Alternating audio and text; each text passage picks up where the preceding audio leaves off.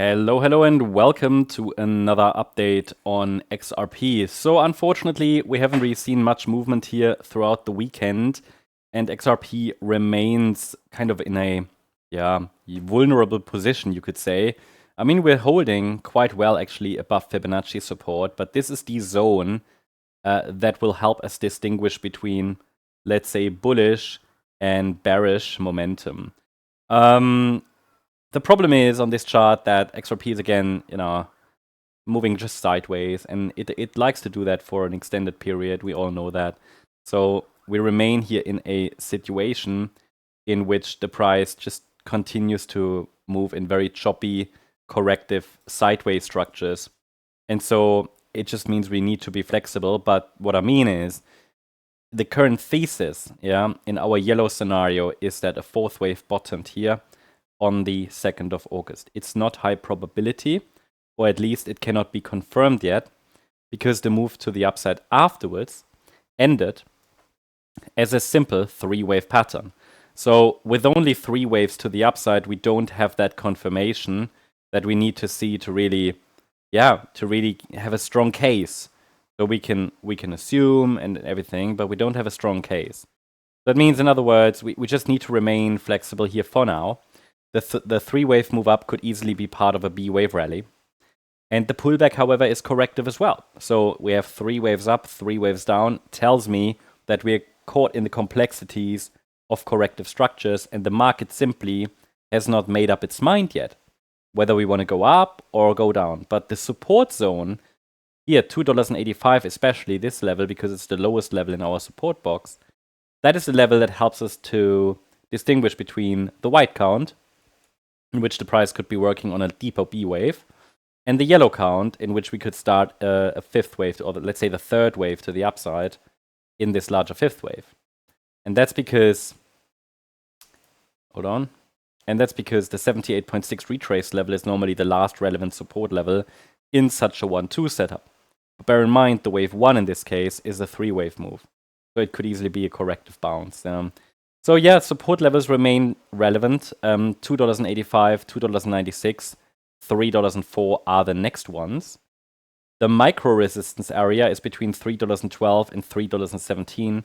We're currently holding below micro resistance, which means the pressure short term appears down, but we're still holding support, which means that we're just in a range here at the moment. The way we framed this resistance area yesterday was that I explained to you that my view is $3.17 is the first main resistance here in this range.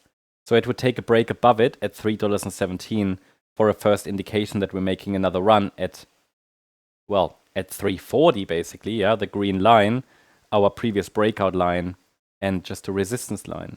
So this is the level that has to be taken out eventually, right? But $3.17 is the level, like the short-term ceiling, you could say, that keeps the short-term pressure down. The thing is also that the bounce we've seen from the Thursday low is also only a 3-wave move up. So we could easily get one more low. If that happens, even within this scenario of a wave 2, we could easily get one more low, and it would just mean that we're likely going to test like $3 and... no, not $3.04, we already tested that level. Actually $2.96, potentially even $2.85.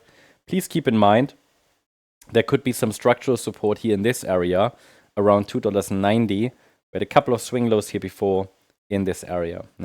And also there is one, or a couple are there, in the area around $2.96, which is the 61.8 fib.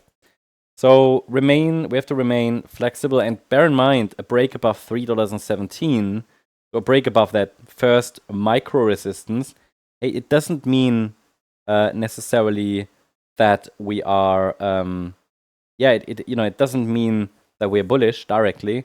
It just means that this is needed as a first indication that we are starting another bounce and rally towards the $3.40 level, and not even confirming a full-scale breakout. But overall, I continue to watch for higher prices here, but only as long as we're holding 285. Then the door opens to 221 to 246, which would be the next reasonable support area along the way. That means pullback is corrective.